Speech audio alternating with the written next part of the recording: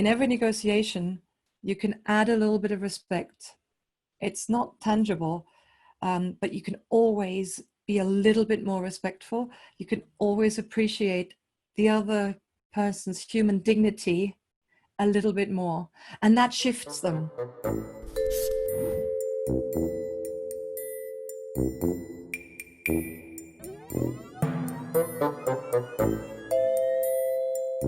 Conflict, guys and gals, conflict gives me the GBs and gives me joy, because there are so many opportunities for us to get into discussing, dissecting, exploring conflict with each other, conflict with myself, conflict with the world.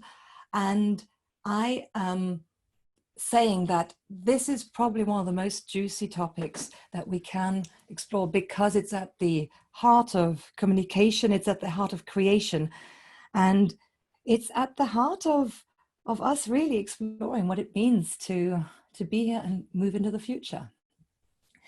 So perhaps the first question that I will throw to both of you really here is, why are you interested in conflict, or what do you find difficult about conflict?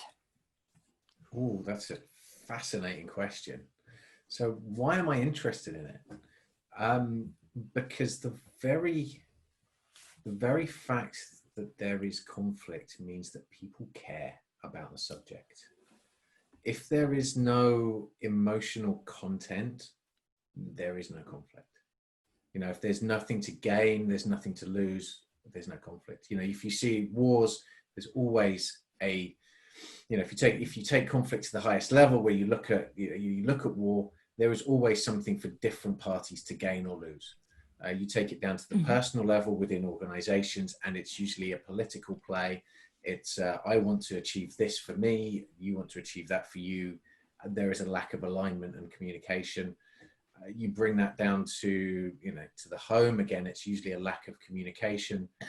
And then I think if you find yourself in conflict with yourself, it's usually a lack of ability to listen to yourself and really hear what's going on. And I think fundamentally, as human beings, when we communicate, we tend to speak at people. You know, we do this all the time. What we don't do, which is what you observe in the digital world, is you don't get somebody to play back what they've just heard at you. And so the reality is yes, you can have differing opinions, but actually I might have a belief about what I'm saying to everybody else and communicating through this, but you may all hear something completely different to what I actually intend to convey. That may be because my body language is wrong, my tone of voice comes out wrong, the words I use are maybe clumsy, I don't articulate myself well enough. And because we're not necessarily saying, this is what I think, can you just clarify what you thought I just said, please? Because we're not getting that checksum back. I think that's where the root of a lot of conflict comes from. Now, communication isn't going to solve all conflict, because there is always going to be differences of opinion about what's important to people. There will always be situations where there is one side against the other. So there will always be conflicts between political parties at differing levels, because there are things for one side to win and one side for lose, because they are zero-sum games. But in most of life, it's not just a zero-sum game. And that's probably a good place to pass this on to the strategist, who knows far more about game theory than myself. Yeah, too much for my liking.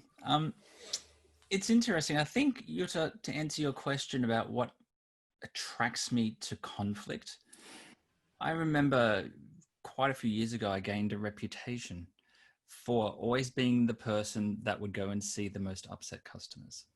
Like, I would love dealing with the angry ants, because you get to kind of, intellectually joust with the complexity of what's happening on the other side of the table. And I find it, very stimulating. I really, really enjoy dealing with angry, upset, irrational people. Absolutely love it. And I do my best to win them over. Sometimes, yeah, sometimes not so much, but I enjoy it. So when I look at the people who engage well with conflict and actually see it not as a zero-sum game, but actually look at it as an opportunity to inform people with information that changes their perspectives that might contradict their beliefs. Like, that's an incredibly powerful kind of, shift. But to your point, Matt, you're bang on. It's not what you say, it's how you're heard. But when I look at it's not what you say, it's how you're heard, I think when you look at the individual, there's another kind of paradigm, another level to really understand the basis of conflict. And a very, very smart woman gave this to me a while ago. She starts every conversation with someone that she's meeting for the first time with 2 questions. She's like, look, really interested. I've done some research. I know you're a good person. You need to answer me these 2 questions. 1, is trust gained or lost? 2, is respect gained or lost? Is there a right or wrong answer to that? But even just understanding a position that someone has, I think will really give you an insight on how they hear, because you are then understanding, are you immediately on the back foot? Do you have to go and improve yourself? Do I see you as an equal? Do I extend to you respect until you lose it, or trust until you lose it? Or do you have to go in and earn it before I back you and believe you and start to engage with what are you saying, which may or may not be credible? There's a whole myriad of complexity. Here's where I'll kick it back to Jutta, because this trust, respect basis, is this not one of the primary foundations for conflict? And for cooperation. Yeah. Right.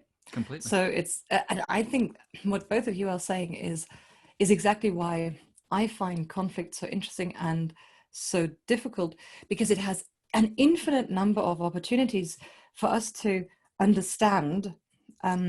You called it, Adam, positions, and I would call it almost the interests or the underlying meaning of why people say trust is earned or gained or lost, or respect is earned or lost. It's, you can really get to understand somebody when you understand what's underneath what they say, and when you maybe make yourself clear about what you mean when you say. And so, Matt, when you were saying, communication is, effectively what I heard was the meaning of the communication is the response that you get.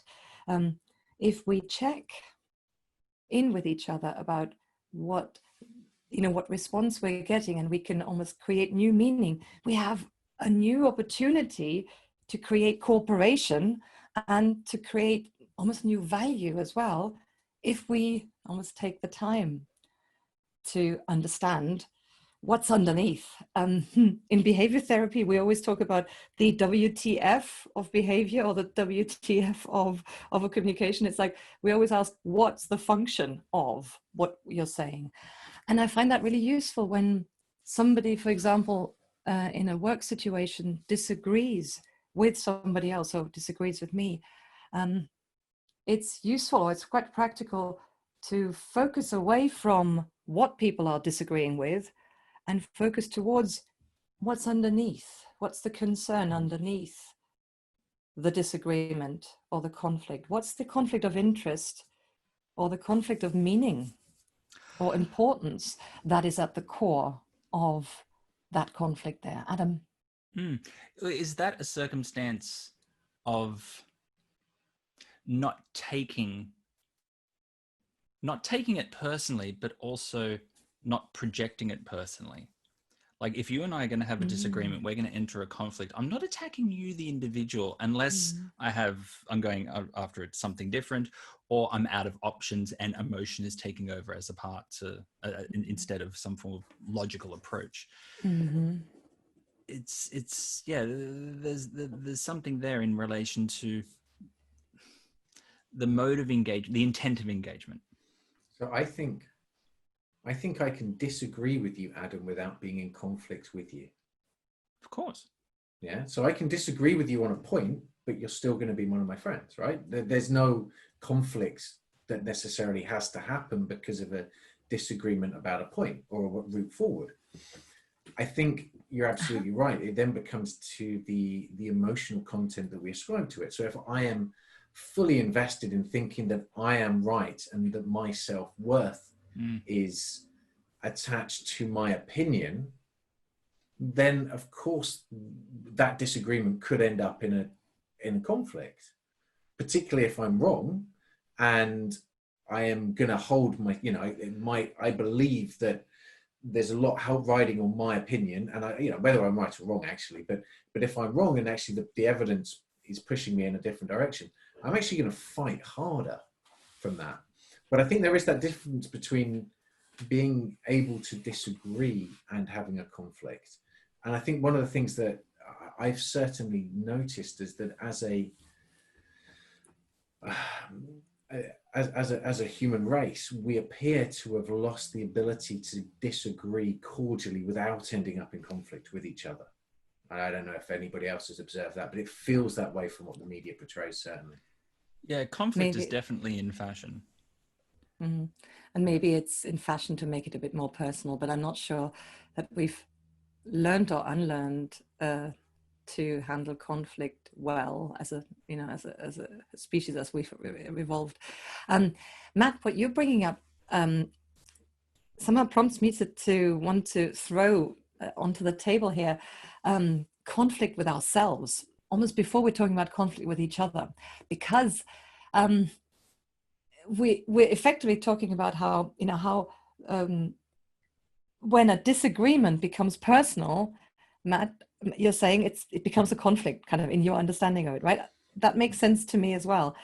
And I think there is something inside me that takes a communication or that takes an issue personally, and maybe where I have a conflict inside myself that is at the core of a conflict with yourselves.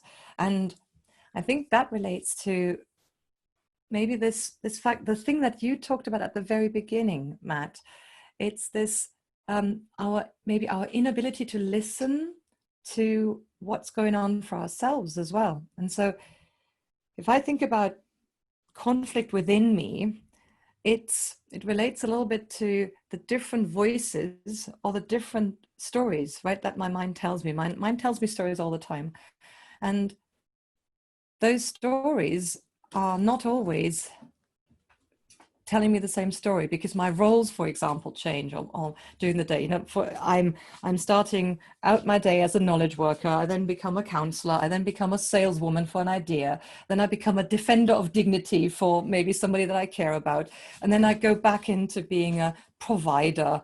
And then maybe I'm going back into somebody who needs something.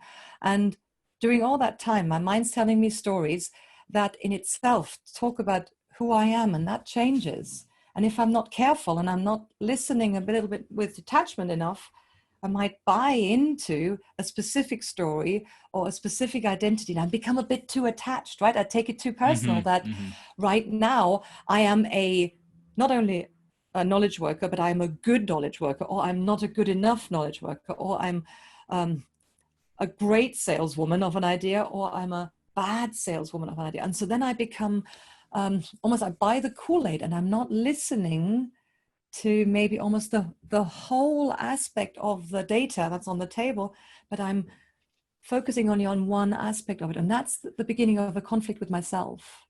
Yeah, absolutely. Because when being right is so closely linked to your identity, like if all three of us are in conflict and we all have a burning desire to be right, we're all digging in our heels, then all sorts of different dynamics come into play. It becomes much more emotive because I'm defending my identity. But when you're doing that within yourself, sometimes it's difficult to let go of I need to abandon this element of my identity that I'm so used to. In this case, example I'm giving is being right. And for me, at least in a strategy discipline within an individual leader by themselves, life is an element, life is a circumstance, is a continuous run of trade-off decisions. Okay, so I have optionality in a perfect world, and then I can evaluate and understand the impact of these actions and then work my way through. It's when I have to abandon the construct of being right, because my identity to myself, behind closed doors, I can actually start to abandon that and actually really have a good look in the mirror. But I think what's more interesting is that how do you then reconcile the emotional drivers versus the cerebral drivers when you're, organizing, when you're trying to settle a conflict within yourself. It's easier said than done, because ultimately we're emotive beings. Absolutely. I mean, that brings me to sort of one of my favorite sayings from the Stoics, which is, everything we hear is an opinion. Everything we see is, everything we hear is an opinion, not a fact. Everything we see is a perspective, not the truth. So we're always putting things through filters, whether that's the filters of our beliefs, our wants, our desires, anything there. And so whether it's talking to ourselves, we still have an opinion over the way we've perceived what's happened. You might, let's just say it's late at night, you're tired, Adam, you ping me an email. I can be late at night. I can read that one of two ways. I can see, my God, Adam is right doing this at 2 o'clock in the morning. He's sending me a message saying blah, blah, blah, blah. I can either take that you're really pissed off with me because you're still doing this at 2 o'clock in the morning. Or I can say, wow, thank you so much for doing this at 2 o'clock in the morning, and be really grateful. And a lot of that comes down to a learned behavior of what to expect. I think a lot of that does come down to what we've learned to expect from a whole host of people. If I look at, the sort of the emotional maturing journey I went through on the Cranfield MBA, there was a process of essentially taking a lot of myself apart, starting to put myself back together again. That's a process that allowed me to then be in a place where I could continually strive for self-improvement, rather than, sort of just chipping away at kind of a statue that had already been sort of pretty rigidly formed. I was actually able to sort of start again with a kind of a Jello block that could be molded in a better vision, if you will. And I think that there's an awful lot of this that really does come down to those ingrained beliefs about what we believe, what other people say. I mean, I think the Brexit discussion, or the politics around Donald Trump, they're so divisive because on both sides of those equations, there are a lot of ingrained beliefs around what actually the reality is, because the whole pictures are so complex. We can't possibly hold in our minds all of the implications of Great Britain leaving the European Union. We can't possibly understand all of the trade connections, all of the economic drivers. We have to simplify them for ourselves, because we just none of us are individually educated enough or intelligent enough to completely understand all of the possible ramifications. So there are absolutely a series of trade-offs we have to build, and we do that through our understanding of our beliefs. And then you end up in a conversation, you end up in the situation where actually there is no room for communication, because you're no longer talking about points of data, you're talking belief against belief. Right. And Matt, I think that the key word when you're talking about, almost a war, like a battle of belief against belief, is ingrained. So the key word here is how ingrained is my belief, and how attached or how married am I to my position, as opposed to how flexible am I, how open-minded am I? Because I'm in all the research that I've reviewed that talks about, how do you generate resilient performance, and the research that I conduct on how to help smart, busy, high performance people be resilient performers, the key characteristic is open-mindedness and psychological flexibility. Not anything that relates to skills or competence or IQ level, but it relates to this ability to have a belief that my cognitions are held lightly, that, you know, I could be right or I could be wrong about anything that I know anything about. And so how do you effectively limber up this rigidity that also dominates the Brexit and the US presidency, right? This kind of attached to one version of the truth. And two things come to my mind that are practical. One is to create a bit of distance between me and my thoughts, right? And you guys have both already demonstrated that and give an example of that in the call right now, by asking questions about, like, so why might, or what's underneath, or how do I see this? So asking questions creates distance between me and my position. And if that's too difficult and people are a bit more emotionally too much, like up there in their minds, you know, and maybe or too close together, dropping an anchor in the here and now normally also helps people to reset and maybe get another chance to see another perspective in the first place. So the here and now and experiencing the here and now through our five senses always allows us to say, okay, reset. What can I see? What can I hear? And that might give a little bit of distance to the rigidity that I have. Do you think that adopting a more curious approach to life, you know, a curiosity-based approach to life, is one where rather than trying to prove right or wrong, you're actually trying to explore the other position, if you will, and actually it doesn't become the other position, it just becomes the person you're speaking to position. Does that help? Yeah, I think that's really a really lovely goal, right? To have, to say, the more curious we are, the more open-minded and the more creative we are in actually, you know, adding value, creating win-win solutions for conflicts are effective negotiations. And we've already said this, effectively, when we're talking about the title of this session, we're negotiating conflict. We're kind of creating new versions of the truth.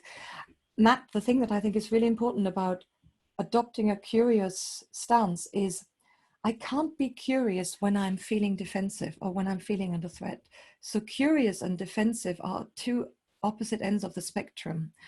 And so curious is almost curiosity is a feature, it's the second stage in, if I'm feeling safe with you guys and I don't need to defend my dignity, I have the chance of being curious in your perspective. But that maybe leads us to another practical thing that we could talk about. And Adam, you mentioned that wonderful woman that starts conversations by saying, you know, it's trust earned or lost, respect earned or lost. In every negotiation, you can add a little bit of respect. It's not tangible, but you can always be a little bit more respectful. You can always appreciate the other person's human dignity a little bit more, and that shifts them. That in the majority of cases shifts you from defensiveness to open-mindedness, and then the curious mindset that, Matt, that you're saying should become possible. I think it's also, if you're going to be curious, it's doing so without judgment or even a preconception of looking for flaws. And this comes down to critical listening in the true sense of the word. Like everyone's, critical listening. And there's a lot of literature that says, you know, this is how you do it. And there's a lot of literature that says it's unobtainable. Like, how do you truly listen independently and objectively without forming a position while you're doing it? Like, you're really looking for intelligence and looking for information and truly trying to understand the other party's position and empathize with why this is their position. You can staunchly disagree with it. Brilliant. And there's no shortage. Like, I'll give a personal example. Steve Bannon, strategist to the last Donald Trump election. And I think the guy is fascinating. And again, to use your word from a couple episodes ago, fascination. It's this inquisitiveness without judgment. Makes a bit of space, creates a bit of He's space. Yeah. an amazing mind. I staunchly disagree with pretty much everything he thinks, but how he thinks is incredibly impressive. You can learn a lot, but I need to be comfortable with, in this case, a person on the other side of a screen or a book that I'm reading about. It's easier to do that in the room. If you and I are having a conflict, I need to have a pretty strong understanding of myself to allow myself to do that. And I also need to be prepared to abandon my position. I need to be willing to say that I'm sorry, willing to say that I was wrong.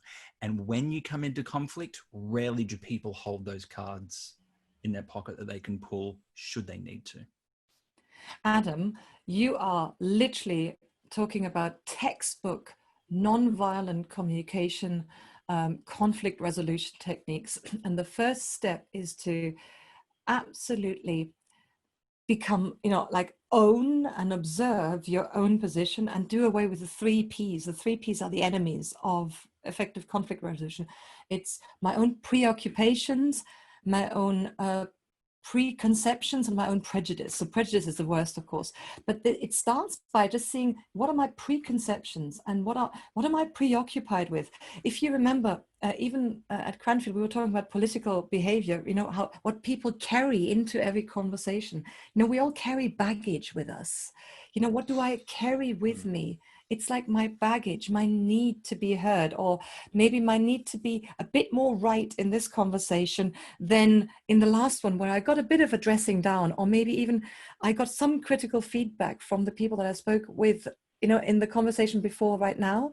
If that is true, then even being aware of my perception or my preoccupation, my lingering needs is a really important thing to open up, to even be available, to be like, I almost need to put myself in neutral. And normally when we teach conflict resolution at Cranfield, we encourage people to get into neutral gear.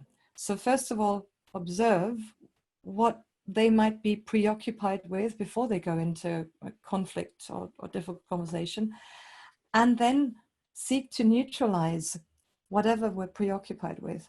It goes a little bit also into, we were talking about learning and double loop learning. Like, what are my assumptions here? What conclusions have I already made about the two of you here in this conversation?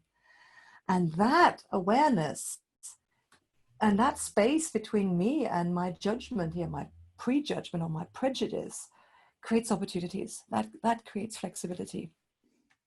Is there and also new connections, right? Yeah. New bridges between my position and yours, Adam? Is there also something in relation to disconnecting and abandoning past positions or past conflicts, either with this individual, group of individuals, or similar kind of pattern recognition you might have? I've had this conversation before 3 years ago with this other person, and you already bring, you then start engaging in the conflict with your baggage, and you're already at a disadvantage, and you're less likely to listen, attentively. You're more likely to be more emotional because you're bringing the past up, and that is your ammunition, your fuel to then launch into this new conflict. And this is when you look at those big, conflicts on the global stage that are generational, and they roll forward generation after generation after generation, and the stories and the biases and the assumptions and the beliefs and the doctrine of this is who you are, this is the enemy, this is who this is what you're up against, and it's your birthright as a member of this group, community, country, citizen, whatever, that this is the thread you must pull. And abandoning that is impossible, because not only the past, in the first example I gave, I had this conversation, I had a conflict similar to this 3 years ago, so I'm going to use that as the fuel to go forth, versus my father, my grandfather, my great-grandfather fought for this land, blah, blah, blah. And, I'm interested in understanding what is the value, what is the weighting of prior experience when engaging with a new conflict, and how much it actually makes conflict unnecessarily worse than it needs to be. Can I jump in? I'm watching Matt like a hawk here, because I bet you have something to say about this as well. The thing that comes to my mind when you say this is we tend to overrate talking about, you know, thoughts or topics. We tend to underestimate the importance of how attached we are to these positions. I don't think we need to even you know, agree or separate ourselves from an opinion that we hold, but we need to be aware how attached we are to that opinion or to that judgment. So in this, you know, in third wave behavioral therapy, we don't invalidate any position. We don't say this is irrational to be, you know, to like Donald Trump. We don't go there. We don't say it is true or false, but where we go is to say, how attached am I? And isn't that interesting that I am so attached to this position? So it's my relationship with the thought or with the topic or with the judgment. That is where the money is. Because if I am aware of my relationship with my opinion or my judgment, that's when I'm already creating a little bit of distance. That's when I can say, I notice that I bring quite a lot of preconceptions into this conversation. And in nonviolent communications, owning your relationship with your position, and rather than moving to agree with somebody, but to put on your table where you stand, allows for somebody else to see you in a more holistic way, rather than you just declaring what you think is right or wrong without any space between you, the declarer, and what you're declaring. Does that make any sense to you?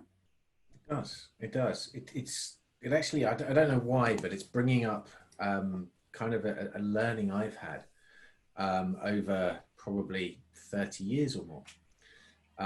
So when I was young, growing up, we would go to London to the museums, and a number of times going to the museums, there would be bomb scares. That was at the time, right, where the IRA were threatening bombs, and they were, you know, from what I could tell, they were certainly a nicer breed of terrorists than some of the ones that we see around now. And I use the word likely because that's the words that we used in the media. But they would phone up, they'd say, hey, there's a bomb in the place. There often wasn't, but it was a threat, and, you know, things like that would happen. So we'd all have to evacuate. And so that was kind of what we sort of saw growing up. Fast forward a few years, and one of our neighbors moved to the States. They rented out their house, and it turns out that the people, and I ended up cutting their lawn, and some people they rented the house to, I ended up, they asked me to chop some logs and would give me a fairly generous tip. I would wash their cars and they would pay me well for it. Turns out that they may well have been implicated in one of the bombings of one of the politicians. I thought they were lovely people, by the way. My personal opinion would, you know, I got to see them, speak to them. I still can't make the connection between those people that treated me well, that were nice, genuine people on a human to human level, could have a belief that would lead them to that. That's a very difficult thing for me to still, you know, rationalize, if you will. And so you carry on learning, and then a good friend of ours, certainly Adam's and ours, Paula Callahan, has opened my eyes again over the last few years, where you start talking about the English-Irish relationship, and, you know, we sort of look at Black Lives Matter and tearing down statues, and of course for the Irish, Oliver Cromwell was as bad as anybody else, if not worse. Now he's obviously somebody that I certainly don't look up to, but he's played an important part in our history. But it then leaves me to see sort of things on, you know, graffiti on bridges near me, where, you know, we're not looking at Black Lives Matter, but it's Irish Lives Matter. And I'm starting to see this in a whole different way. Now, where does that come with my beliefs? Well, it kind of comes to my beliefs about the nation that I'm brought up with. Now, we know that we have a difficult past with kind of colonialism, the empire, a whole host of stuff. I mean, it's not like Adam, coming from Australia, hasn't kind of had some interactions there. But you sort of see this whole kind of very difficult set of beliefs about, well, actually, what is my identity? What is the identity of my nationality? And then the only way I can rationalize that is actually my identity as a person is separate to that of my country and that of the other people. I can only be responsible for the things that I've done, and I will be fully accountable and responsible for the actions that I take and the words that I say. And nobody can hold me really accountable for the sins of the father or the sins of my father's brother or anybody else, because that wasn't me. Now, they may want to. And I think all too often we simplify that conversation around a good country, a bad country, a good company, a bad country, you know, a good political party, a bad political party. But actually it comes down to, because we just can't cope with complexity. And I wonder how much complexity and belief really sits in that, taking conflicts from being something that can be a productive route for moving forward to a negative stalemate. Mm-hmm. And I don't know if there's, if you have thoughts there. Yeah. Find it absolutely fascinating how you're shifting our conversation now towards, you know, how do you move on from conflict? How do you resolve conflict, really? And what I think you're alluding to, and what I'd like to chew through with you a bit further, is this idea that the more you understand or even explain, like, how you feel, what your history is, the more we're going into complexity and into how beautiful and complex and fragile this world is, and how things change, and how it's not really possible to say this nation, this leader, this person is good or bad, because there's always another facet that makes it more complex. And when we're talking about conflict resolution, we are really encouraging people to share more I statements, because it is quite useful, not for two reasons. Not only do people get perceived as more authentic and more real when they share what their reasons are, what their beliefs are, what their values are. And the second really important thing about sharing what my values are is my values are subjective to me. And you can disagree with my values, but if you understand where I'm coming from, we can agree to disagree, to having these different experiences, these different life stories. And that's when we actually can create new opportunities for almost a new construction of agreeing over different things. And so for me, it's really practical to talk about, conflict as a learning opportunity, and not a learning opportunity about facts, but a learning opportunity about the meaning that people make, the conclusions that people draw, so that we can, even engage in double loop learning, rather than just saying, he has done it wrong, hence we need to do it differently. He has done it in a certain way, and isn't that fascinating? And what opportunity does that now give to me to maybe learn or see the world in a more complex way? So we're not saying that people should pursue conflicts or avoid conflicts because we don't want them to pursue their different positions and values vigorously, but we're saying hold these values and these positions lightly. Pursue them vigorously, but hold them lightly. And be open that there could be another aspect of it that makes it maybe more fragile, but also more real. More like the 21st century. We know our world is complex and difficult, but because of that, it's also full of opportunity. Come on, strategist, hit us. Where that falls apart is when individuals, groups, tribes, communities, countries pursue the outcome of the conflict as opposed to engaging in the conflict. There will be a wave that goes over the conflict and will annex this country. We'll go over the conflict and we'll take this land. We'll go over the conflict and we'll take over this company, whatever it happens to be. It's the outcome is more attractive than the means that enable it. Mhm. And this is And where I'm you going to get say, this. Yeah, sorry, go on. Yeah. no, keep on going. This is where you get. This is where you get this stubborn-minded pig-headedness, for better or worse. Sometimes it's Mhm. great, sometimes it's disastrous, where it is seen as strength, and people like strong people, and people like supporting the stronger team. And then suddenly people kind of start to stack on, and you ended up, then suddenly negotiation and conflict starts to look like sport. And of course, bad news sells newspapers.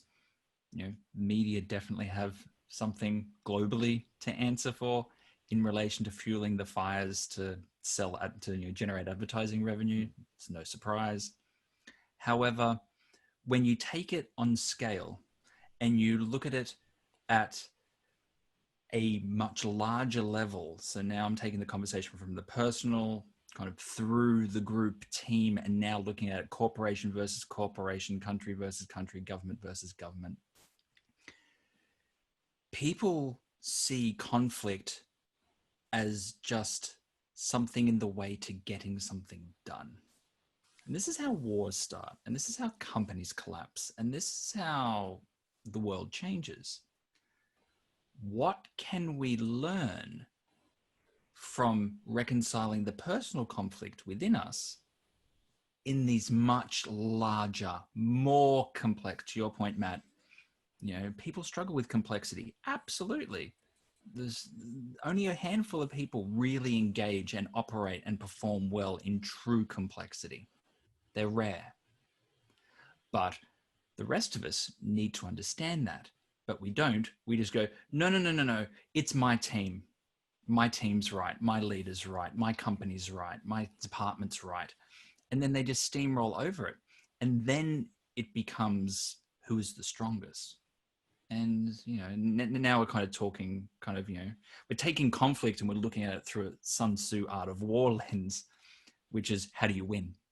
And that's what I'm interested in. What is that transition point when you go from how do you engage with conflict and negotiate to let's abandon that, let's just steamroll this? Mm-hmm. I would say, just like in negotiation theory and in conflict management, textbooks, focus away from the specifics. When you say, my team, I need this, I hear concrete things or concrete goals, concrete outcomes. You said just now, right, Adam? So, and I would argue that the more we're capable of, we're adding complexity. I know that the problem we have with this is that people like simple solutions. I like simple, elegant solutions. I am a human being, right?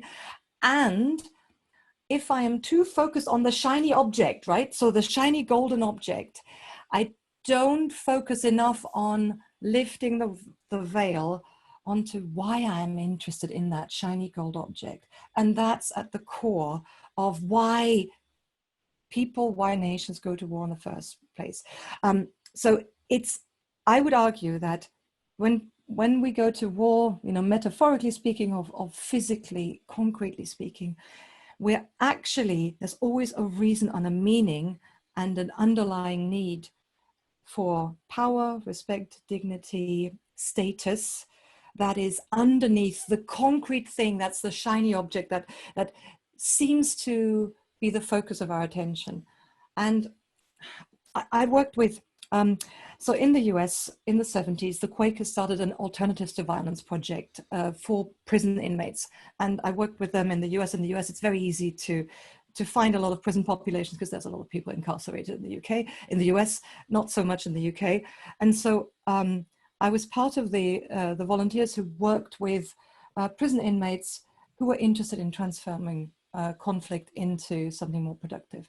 And the thing that was always at the core of our discussions was this idea of transforming power and transforming the object that is the bone of the contention by exploring what's underneath the bone of contention. And what's underneath the bone of contention is always something about a need, something about an identity, something about a relationship. In most cases, it is about relationships. And what we did in the Alternatives to Violence project as well was we talked about this, but because this is so heavy and complex, we always added on to it light and livelies, game playing, and especially respect building, appreciation building.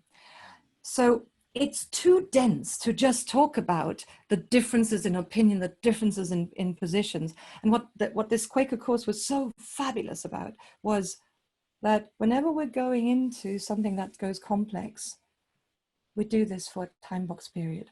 And then we're going to get out and laugh our heads off. And we're going to do something that brings us back to appreciating each other. And that's a way of practically addressing the complexity of managing conflict constructively. So in a nutshell, right, it's about not shying away from looking underneath the iceberg of the concrete object of your desire, but it's also about then shifting, making the conversations light and moving away from enemy conversations and just talking about something that's lighthearted. And linked to that is, where can we appreciate each other? Where can we respect each other? Where can we show how we see the dignity in the other person and in the other group? Because it's always possible to see that. I love the way you finished with that respect, appreciation piece there, because as you were going through that, I was really thinking, there's a whole element of human or dehumanization when you start talking about people and their beliefs. You no longer look at the person and it's about the position they take, and you associate the person with the position. And of course it's more complex than that, but when you distill it down, we're all still human beings. We're all still, the value of one life should always be the value of one life. There should be no difference between each other. And I know we've got huge inequality across the world, both economic and in other areas, but the value of a life should be the same. And so therefore the value of my wants and desires should be the same as yours. So if we are both after, shall we say, we both want to go and buy a pencil, right? And there's one left. Mm-hmm. Well, we have the choice to, for one of us to cede, for one of us to pay more. There's a whole host of conflict options around that. At the end of the day, it might just be that I actually just want the ability to write a letter. I don't actually want the pencil to own it. I just need the output. So maybe I can let you have the pencil because you need it for the next 10 years. We share it, heaven forbid. I can just borrow it for 5 minutes. And I think often that comes down to the humanization of, well, what do you need it for? Yeah. How can we get a win-win? But I think far too often we simplify down to, I need that pencil. As I think you both said, it's the simplification of the need and the want. And actually, Matt, sorry, go ahead. I was just going to say, and the belief that my wants and desires somehow eclipse yours, which obviously is incorrect. Yeah, it's a preconception, isn't it? It's a preconception of like, how do I see the world? Do I see the world as a world where new creative options or solutions are possible that I haven't even thought about? And this is where it comes back to open-mindedness. Can I imagine that we together are actually more smart, more capable of coming up with a solution that I haven't been able to come up with before you go in? Adam, I have one more thing to say, because Matt prompted me to also remind ourselves that this is really heady stuff, this is difficult stuff, right? And Matt, you just reminded me that the Quaker course was so fun because it did heavy stuff, but we're not just brains on sticks. We're not just intellectual creatures who want to talk about complexity. We're also creatures that need to feel connected, and we need to feel appreciated, and we need to actually laugh together. So if anybody wants to apply anything that we're talking about here, and they want to resolve conflict better, they have to bring a bit of fun in. They have to bring a bit of human connection in, because we can't resolve a conflict intellectually. We have to also remind ourselves, we're just three dudes sitting in three offices. And isn't that just kind of crazy in the first place? And can't we just chuckle a little bit about this? Isn't it just weird? And that presses a reset button already. Yeah. Adam? Yeah, well, there's a couple of things there. One is the application of humor in conflict. Mm-hmm. And it's a fine line, and it's amazing when it works well, and it can be devastating when you get it wrong. So that's just kind of a flag, like we're all funny people, very good. But you never want to apply humor that points out a person's position or exploits a misconception or an error or something in anyone in the conflict. So I'm an advocate of the application of humor. Not a problem, but you need to do it with key gloves. That's absolutely critical. I love this rule, and with the Quakers and with the AVP course, we always applied humor to ourselves and we applied appreciation to others. Yeah, right? Absolutely. That's a really nice kind of rule of thumb, right? I laugh at myself. But with you, I tend to point out something that is true and that is positive and that I see in you. And that is not necessarily humorous, but I can apply humor to me. I can apply respect and dignity to you. You can also apply the methodology of not taking yourself so seriously. It's a good way to disarm a conflict, to your point, Jutta, about not making fun of yourself, but just kind of not taking yourself so seriously. Like, we're just people, we're all going to end up in the same place. It's fine. And just kind of, roll forward and use that humanity to take, to round off some of the sharper edges.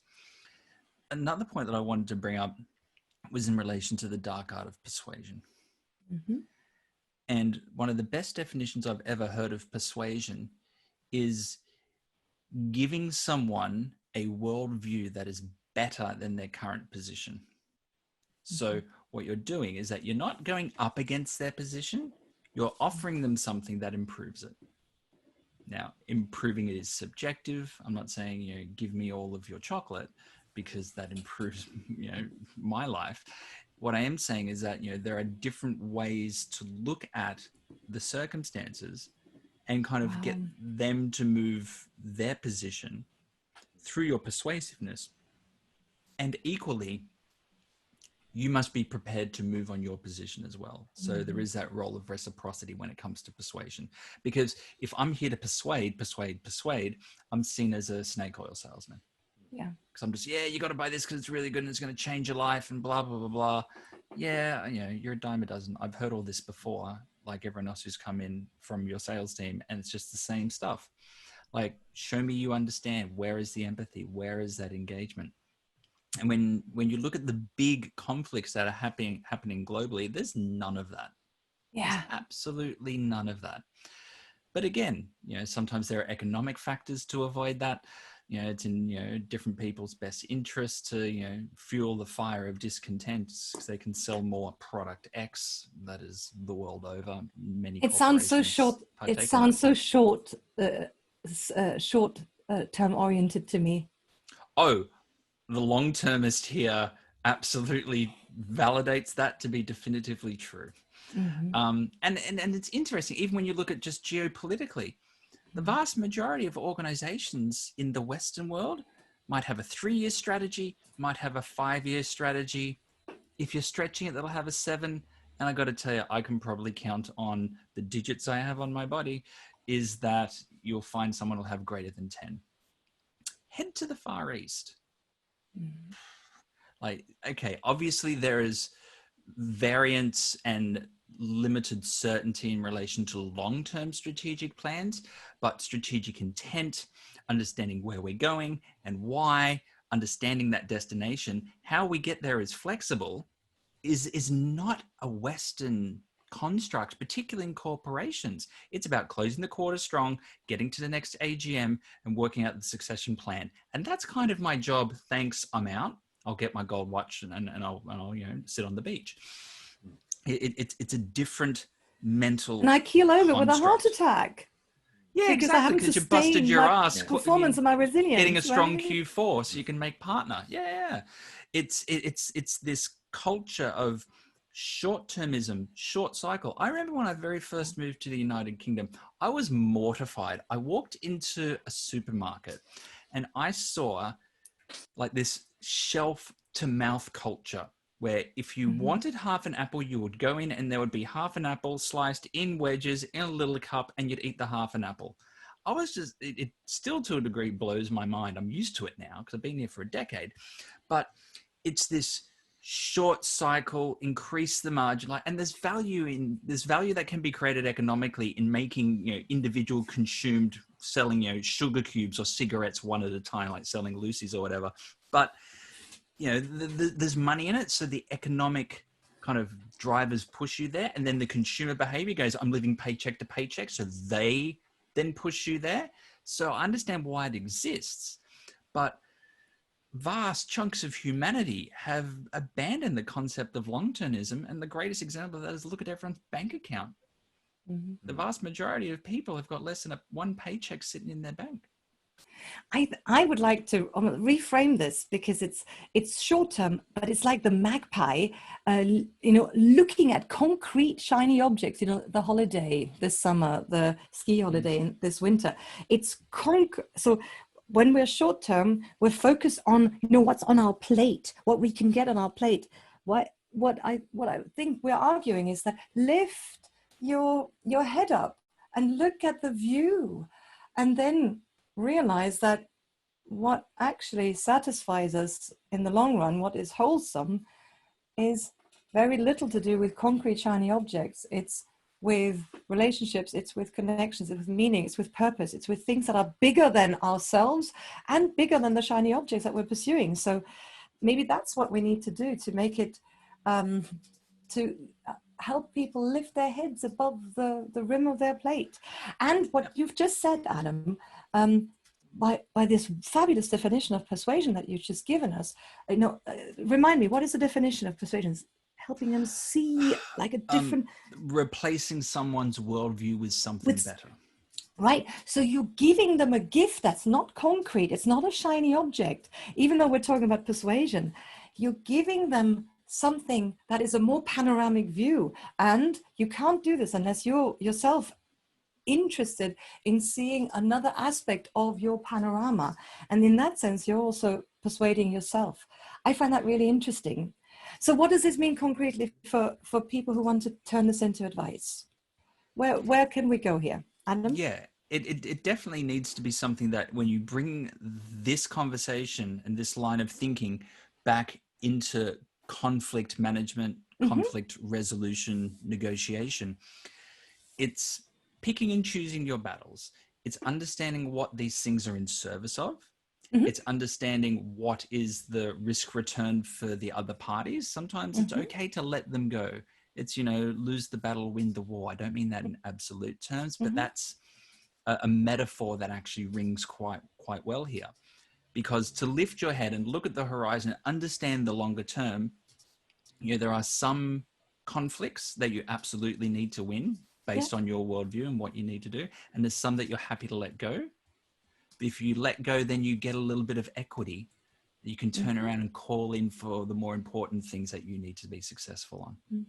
So it's seeing your worldview and long-termism, cascading it back to short-term and using that as bargainable chips in relation to what you're prepared to bend and move on to actually move life forward. I have something else that I want to insert there. Perhaps even in this process model that you've just outlined, seeing your long-term views, maybe seeing what other people's long-term view are.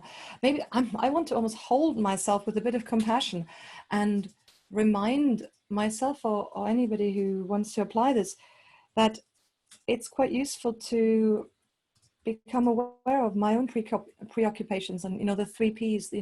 What are my prejudices? What are my needs? But hold them almost with a bit of compassion, with, not just analytically, kind of intellectually dissect, this is my bargaining position, this is what I need. But almost allow myself to acknowledge that I need to win this battle, Adam. That's why I'm thinking about this. Because you've just said, you have to calculate about which battle is worth fighting for and which one isn't worth fighting for, and maybe understanding why I really need to win this battle makes a bit of space between me and my need, and maybe gives me another opportunity to see an opening where I can resolve this conflict in an assertive way rather than in an aggressive way. Which is, aggressive for me is there's me or the highway, and assertive is I have this need, I can see my need, hello need, you know, I see you, and I need to negotiate with you how you can accommodate my need and how I can accommodate yours. That's I think what adults do to resolve problems effectively. I have something else that I want to talk about, and I don't know how I came up with it, but I think fairness is really important when we talk about conflict. So this idea of what's fair in how we, agree where we're going. And I think we've talked about this before, right? There's two types of fairness, distributive and procedural. And distributive fairness is this perception that we all need to get the same amount, but I don't think that's true. So there's an enormous amount of evidence that shows that people ultimately say they care about getting the same amount that the others would get. So 1/3 in our case, all three of us, there's a piece of pie, I need to get 1/3. That seems to be the perception, that I need to get the same amount that you do, but it's not really true. If the procedure of how we negotiate, how we're chopping up that pie is fair to me, I will accept that Matt or Adam, either of you, get the whole pie and I get nothing, because I get something intangible out of it. I get respect, I get involvement, I get to hear my voice in the process, and that might be more important than the shiny object that is the cause of my conflict in the first place. So I think fairness is a really important aspect here as well. What do you think? I mean, I agree. I think the biggest thing is being able to deconstruct both parties' wants and needs. Being able to, stand far enough back from the problems on both sides to be able to see the problems, the challenges, to be able to see things for what they really are.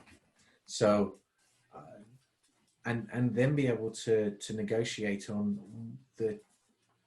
what it actually is that's really necessary. Again, it comes back to the conflict within ourselves. Can we, most of those conflicts within ourselves come from an inability to really see the truth, because we don't know how to listen to ourselves properly. I think we're not very good at really understanding necessarily what it is that we want when we go out to the shops. We want to go, we might want to go out and buy some new clothes, but actually, is it the new clothes we need? Is it to look different? There's often a short-term fix for a longer-term problem that we tend to turn to because it's easier. We think X will fix Y when it doesn't. And I think within a conflict, very often what you find is that most people are looking at the short-term fixes for a longer-term problem. Coming back to Adam's sort of point about short-termism there. And so it's really there about being able to deconstruct the problem, get to the truth of where things really are, and then be able to clearly articulate and make sure the other party is hearing what it really is that you're looking for from a situation, being able to clearly make the other person feel like they've been listened to, and articulate what you're hearing from them so that they can clarify that. And very often, in my experience, if you've managed to get somewhat close to that utopian idea of conflict resolution, there is no conflict anymore, because actually there's a very easy solution. I think when you bring in the complexity of nations and voting and a whole host of other things behind that, that's where conflict becomes much, much harder to be able to resolve, because even if you resolve the conflict at point A, it leads to more conflicts in, back home in other places. And I think that's where the real art of statesmanship that some of our leaders have shown over the years has really, really shines a beacon of hope for.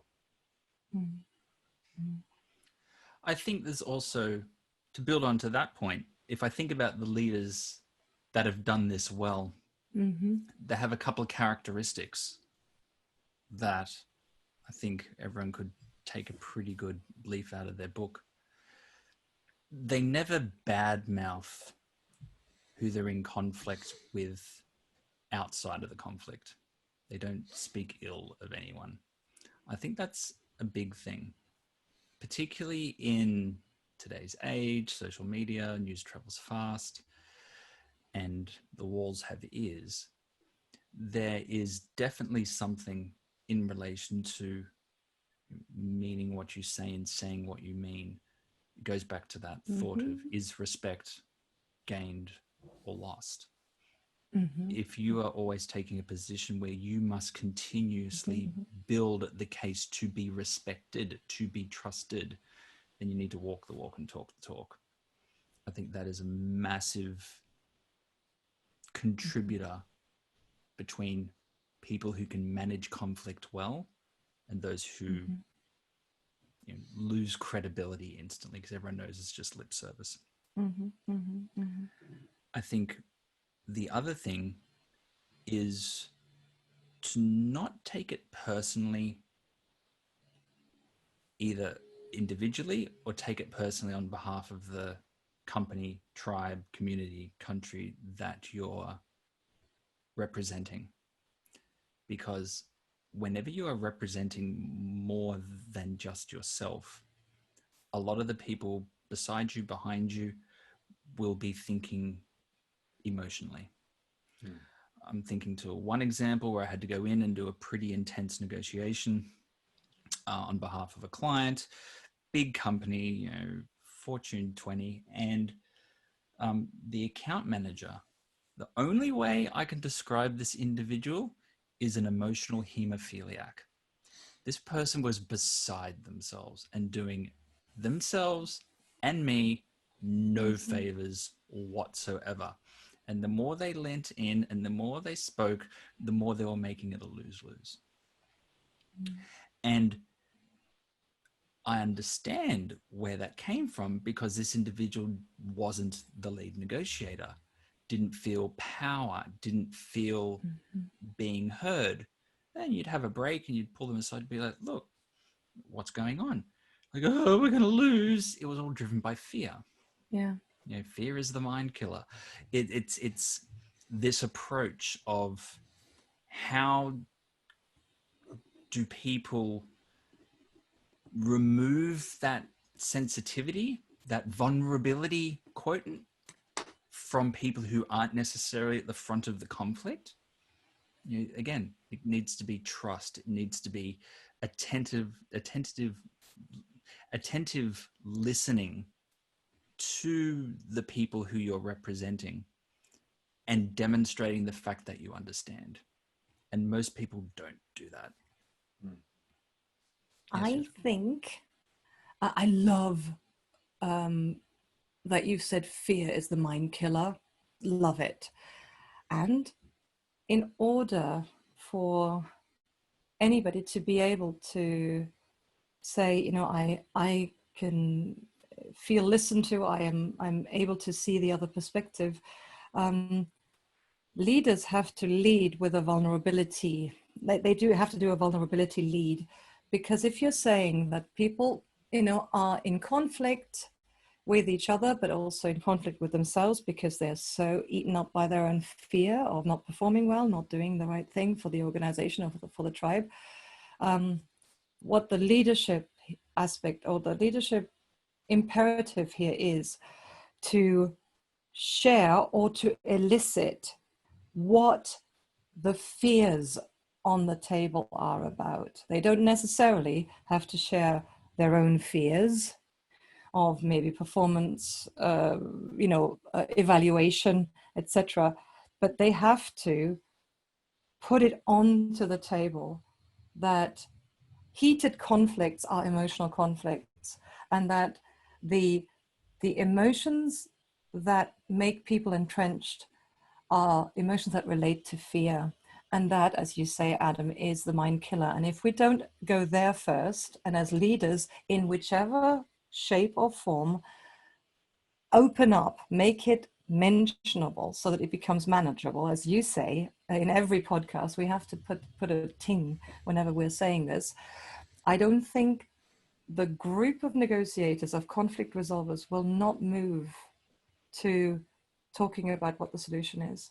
So unless fear is addressed and somehow allowed to exist and be authentically made a part of the conflict negotiation, we're not going to move forward. Does that make sense, Adam?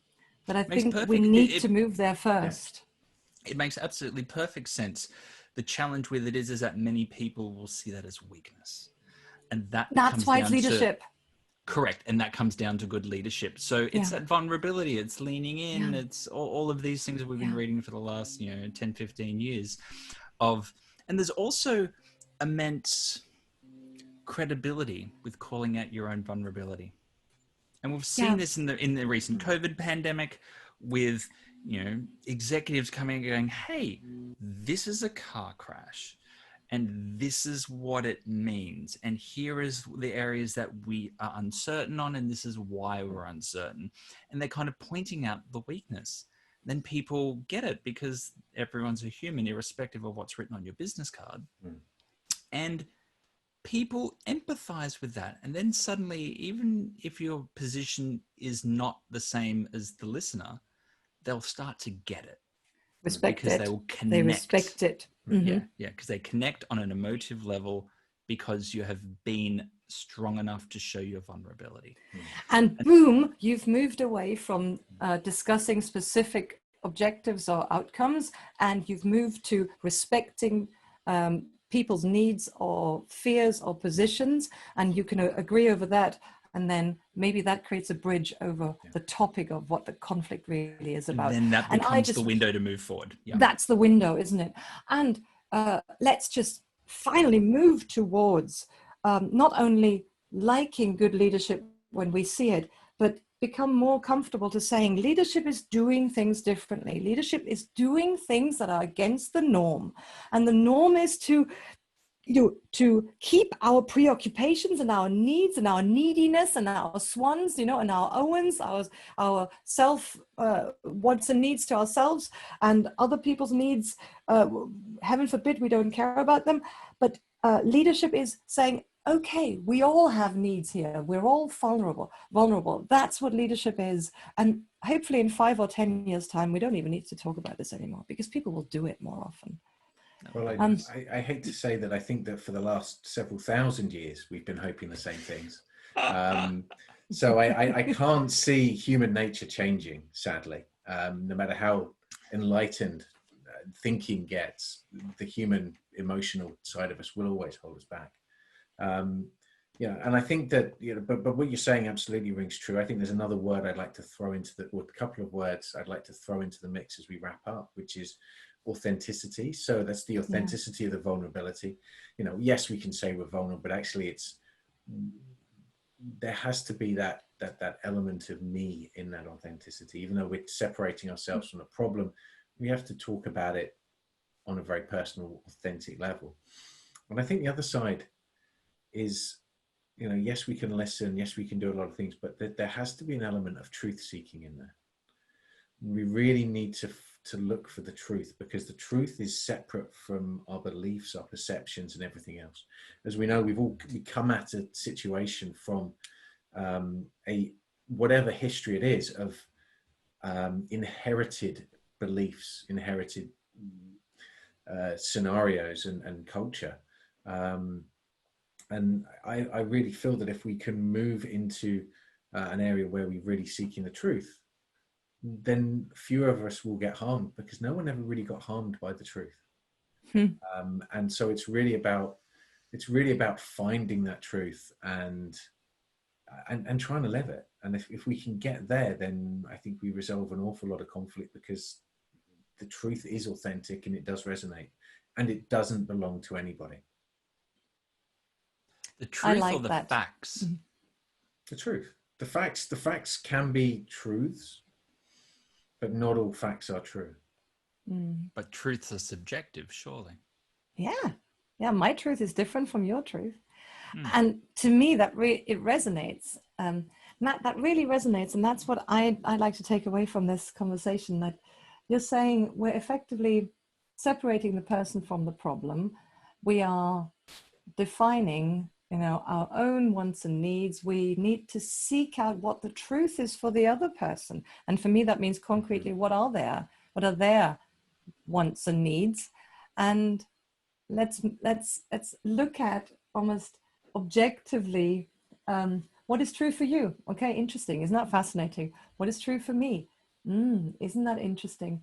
And that is different from you and the value that you have, and me and the value that I have. So how did you say, like, we need to seek the truth? We need to, the truth has never killed anyone. I really like that. Truth has never killed anyone. Never really harmed anybody. Never really harmed anyone. And I think that there is the difference between truth and fact, because if you go into any negotiation, particularly when there is conflict, there will have been things that typically as human beings, there will have been things that one party has done to harm the other, or that the other party perceives as having harmed them, and vice versa. And those are all facts. Those are all things that have been done.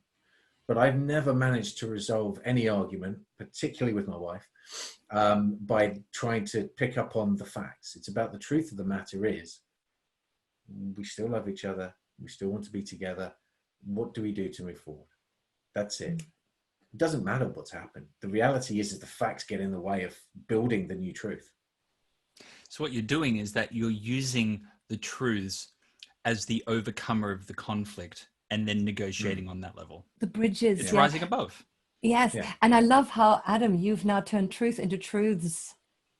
So, so you've effectively built a bridge between, what can we agree on, and where's the bridge that we can create? And then, that's what I was tripping up on.